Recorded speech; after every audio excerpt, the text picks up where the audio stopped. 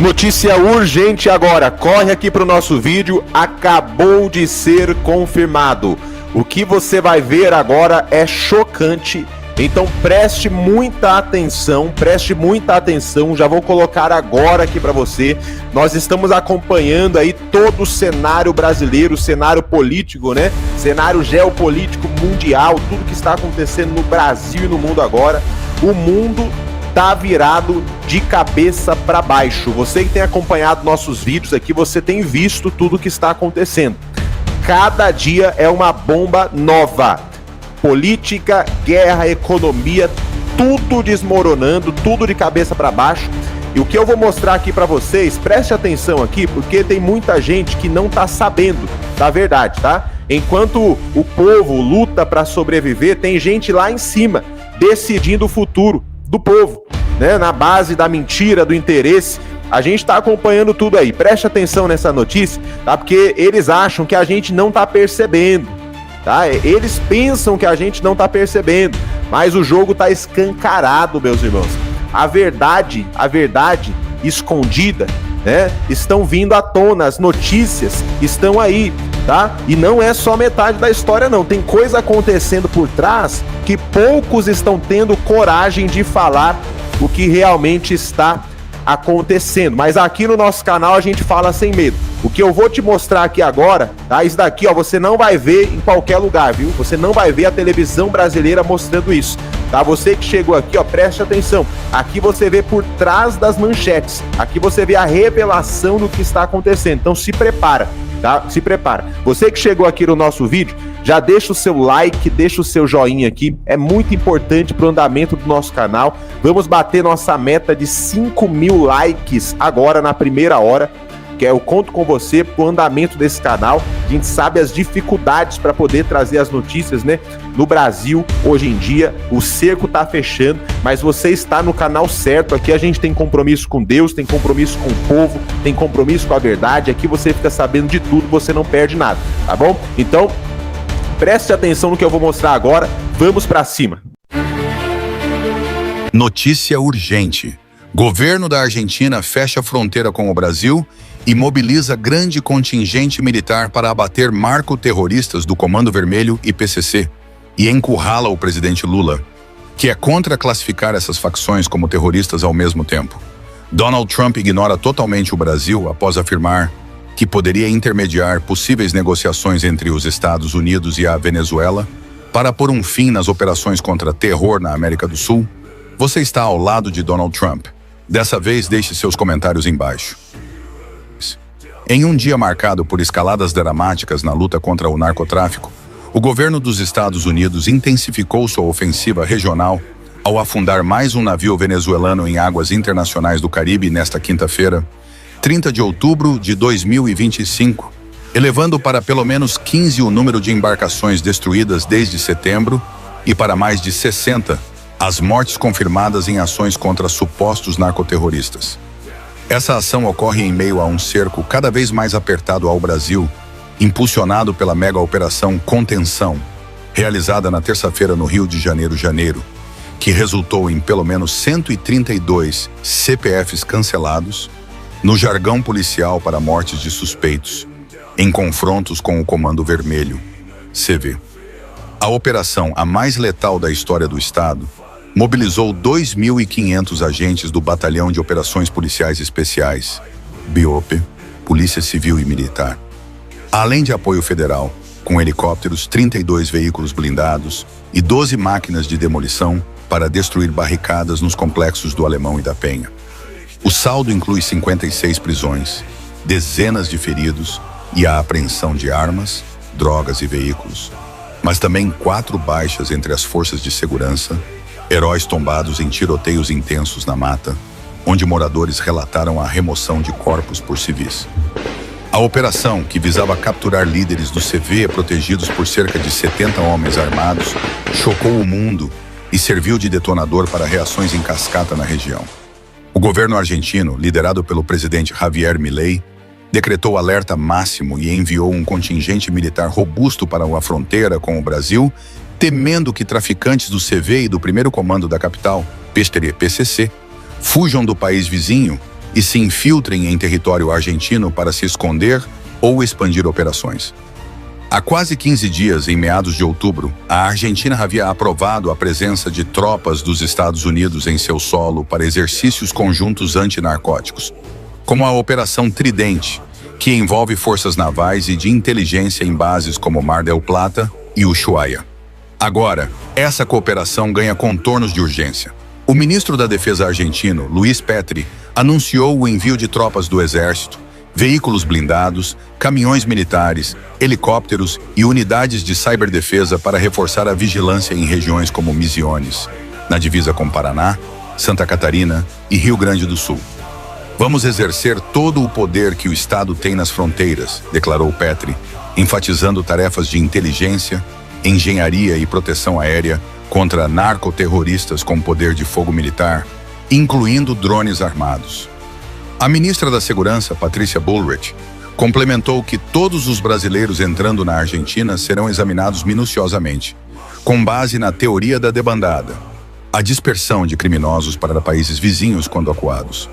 Essa mobilização, que se estende a análises criminais detalhadas de passageiros e veículos, representa um fechamento efetivo da fronteira, criando uma zona de alta tensão que inclui o isolamento estrito de 39 brasileiros já presos na Argentina, 5 do CV e 7 ou 8 do PCC, identificados por tatuagens, rituais de iniciação e inteligência compartilhada com agências internacionais.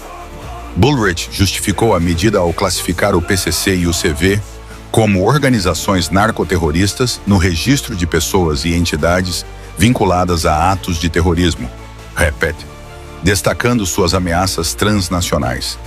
O PCC, fundado nos anos 1990 em São Paulo como resposta a abusos prisionais, evoluiu para uma multinacional do crime, controlando o tráfico em 2/3 dos estados brasileiros, com alianças a cartéis colombianos e africanos, lavagem de bilhões em redes globais e expansão para portos europeus como os de Portugal.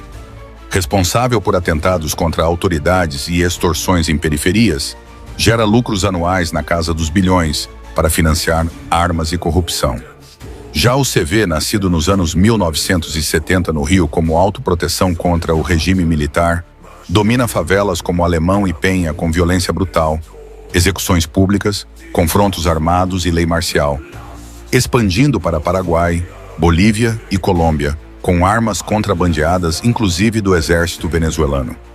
Ambas as facções destroem famílias inocentes, com milhares de mortes anuais ligadas ao tráfico, e usam redes sociais para propagandear proteção, enquanto semeiam terror em comunidades carentes.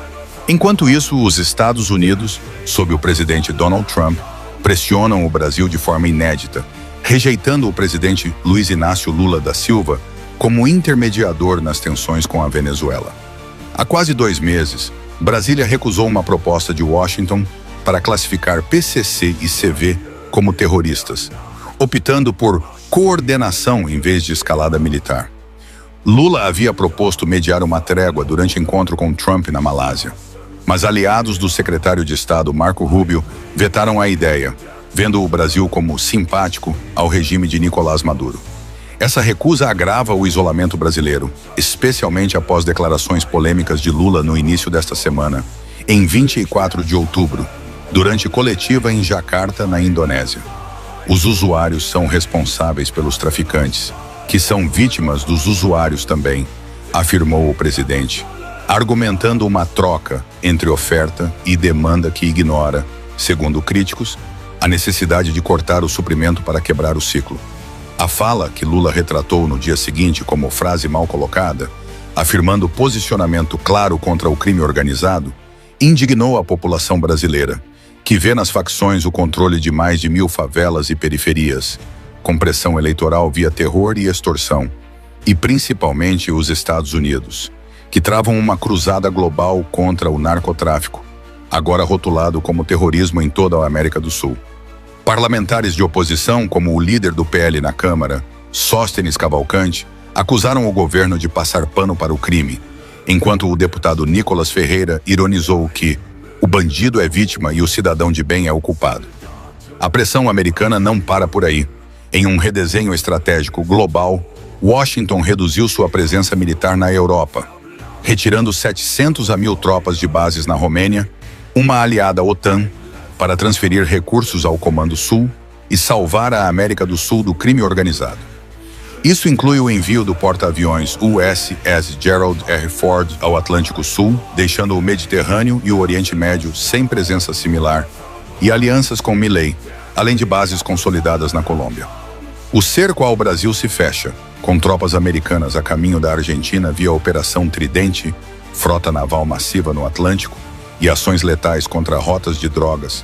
Analistas alertam para a possibilidade de operações de ataque direto contra facções criminosas em solo brasileiro, semelhantes às realizadas na última terça-feira, 28 de outubro, quando forças dos Estados Unidos afundaram 4 embarcações venezuelanas, matando 14 pessoas. Desde setembro, 14 operações assim acumularam 57 mortes, justificadas como combate ao narcoterrorismo, que causa milhares de overdoses anuais nos Estados Unidos, com alvos como o Tren de Aragua e o Cartel de Los Soles, ligados ao regime de Maduro, acusado por Washington de fabricar uma guerra para encobrir falhas internas. A Venezuela, epicentro da crise, pode ser o próximo palco de uma mega operação interna. O Comando Sul posicionou caças, navios de guerra e porta-aviões com autorização para bombardeios aéreos e incursões da CIA contra pontos de produção de drogas, visando mudança de regime em uma doutrina Monroe 2.0.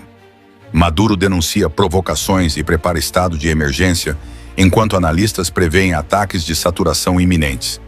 A Colômbia, já sancionada em 24 de outubro pelo Tesouro Americano, com congelamento de ativos e proibições de viagens contra o presidente Gustavo Petro, sua família e o ministro Armando Benedetti, entra no furacão. Acusado de facilitar cartéis e permitir o boom na produção de cocaína, o maior em décadas, Petro rebateu Trump, que o rotulou de líder do tráfico, afirmando que os Estados Unidos ignoram o direito internacional e cometem execuções extrajudiciais. O presidente colombiano, visto como simpatizante de traficantes por suas críticas à guerra contra as drogas, como comparar cocaína a uísque e exigir julgamentos em vez de assassinatos, enfrenta a corte de ajuda americana e escalada em bases locais, o que pode abrir portas para operações semelhantes às venezuelanas. Petro convocou o embaixador em Washington para consultas após trocas de ofensas, acusando Trump de calúnia e imperialismo que mata inocentes. Em meio a esse vórtice surge uma possível negociação entre os Estados Unidos e o regime venezuelano, descrito por Washington como narcotraficante e liderado pelo que analistas chamam de ditadura sob Maduro. Apesar das acusações graves de corrupção e laços com o crime organizado, que causam overdoses e destroem economias regionais, fontes indicam que Trump, via aliados como Rubio, avalia canais discretos para uma trégua, condicionada à entrega de líderes do Tren de Aragua e desmantelamento de rotas. No entanto, com sanções a Maduro e sua família por suporte a Petro e a ameaça de incursões terrestres, qualquer diálogo parece frágil, especialmente com a Venezuela acusando os bombardeios de violarem soberania.